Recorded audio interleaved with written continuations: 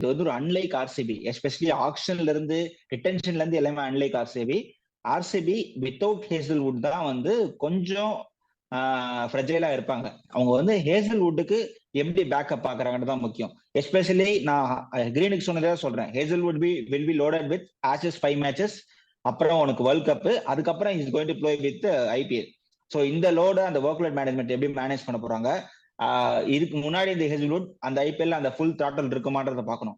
So அந்த ஹேசல்வுட்டுக்கு ஒரு strong backup எடுக்கணும். எஸ்பெஷலி ஒரு நல்ல tall fast bowler, hit the deck bowler பூனேல ஆட போறான்னு சொல்லியிருக்காங்க.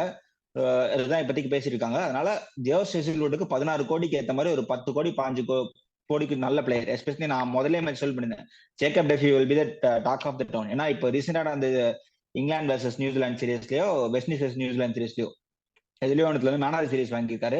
Potential fast bowler, hit deck பவுலர்ன்றதுனால அவருக்கு வந்து போக சான்ஸ் இருக்கு. ஒரு நல்ல backup for Hazlewood will be useful for RCB. ஏன்னா வந்து ஹேசல்வுட்டே நம்பி இருந்துதான் அவங்க நிறைய மேட்சஸ் ஜெயிச்சாங்க. நீ சொல்லணும் அதான் உண்மை. நுவான் துஷரை வச்சிருக்காங்க, இன்னொரு ஃபாஸ்ட் பவுலர் போனா பெட்டரா இருக்கும்னு தோணுது. In case of Josh injury, workload மேனேஜ்மெண்ட்னா அதில் மேனேஜ், அதுதான். மற்றபடி அவங்களுக்கு ஹெட் எக்ஸே கிடையாது. They're going to be the title defenders for sure. கண்டிப்பா பிளே ஆஃப் போவாங்க. இது சேம் ஃபார்ம் எல்லாரும் இந்த மாதிரி இருந்தா.